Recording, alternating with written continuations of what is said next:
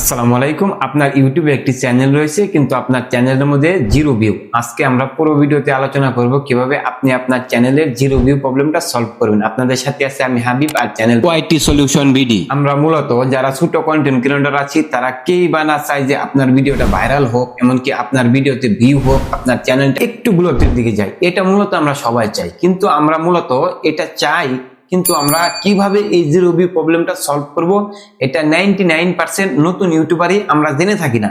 আজকে আমি আপনাদেরকে এই বিষয়টা নিয়ে পুরোপুরি আলোচনা করব। এমনকি আজকে যদি আপনি আমার ভিডিওটা পুরোপুরি দেখেন, এমনকি কিছু জিনিস নোট করে রাখেন, তাহলে আপনি আপনার চ্যানেল যে রয়েছে সেই চ্যানেলটার জিরো ভিউ প্রবলেমটা খুব দ্রুত তাড়াতাড়ি সলভ করতে পারবেন।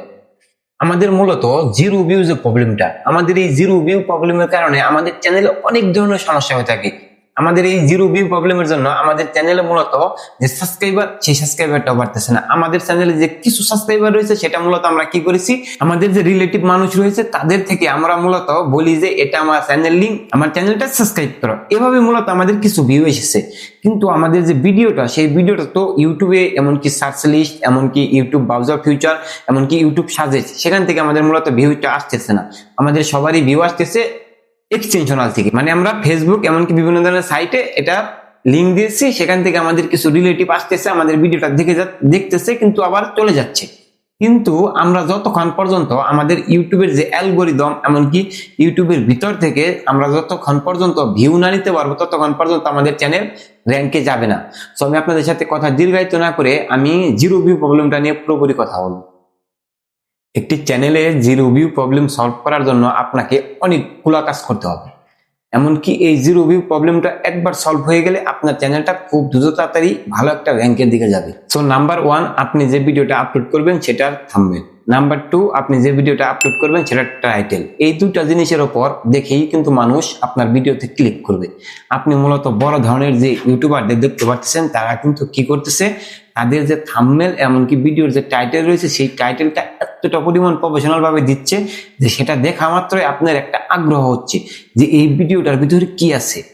ঠিক এরকম একটা থাম্বনেল এমনকি এরকম একটা টাইটেলই আপনার ইউজ করতে হবে। এরপর আমি যদি আপনাদেরকে বলি, আপনার চ্যানেলে যে জিরো ভিউ প্রবলেমটা রয়েছে এটার জন্য আরো দুইটি কারণ রয়েছে। আপনি প্রথমত ওয়াইটি স্টুডিও থেকে যে ভিডিওটা আপলোড করলেন, সেখান থেকে আপলোড করার পরে আপনি যখন ওয়াইটি স্টুডিওতে আবার আসার পরে সেই ভিডিওটা এসইও করবেন, ঠিক তখন আপনাকে দেখতে হবে যে আপনি যে রেশিওতে ভিডিওটা আপলোড করতেছেন সেটার হ্যাশট্যাগ এমনকি ট্যাগগুলা ঠিক আছে কিনা। একটা ভিডিও অন্য একটা অডিয়েন্সের কাছে যেতে এই দুটি বিষয়ই আপনাকে বেশিরভাগ সাহায্য করবে।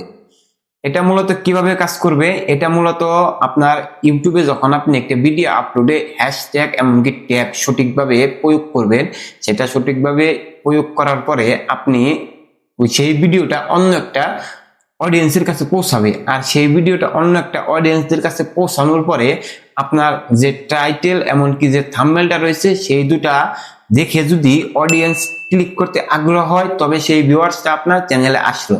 এখন আপনারা সবাই হয়তো বুঝতে পেরেছেন যে আপনার চ্যানেলের যে জিরো ভিউ রয়েছে সেই জিরো ভিউ প্রবলেমটা সলভ করার জন্য এই চারটা বিষয়টাকে কতটা গুরুত্বপূর্ণ ভাবে দেখতে হবে। এমনকি কিভাবে আপনারা এই ট্যাগ, হ্যাশট্যাগ, কিওয়ার্ড, এমনকি টাইটেল, থাম্বনেল সবগুলা একটা রিসার্চ করবেন। সেটা রিসার্চ করার জন্য আপনারা ভালো কোনো একটা এআই ব্যবহার করতে পারেন।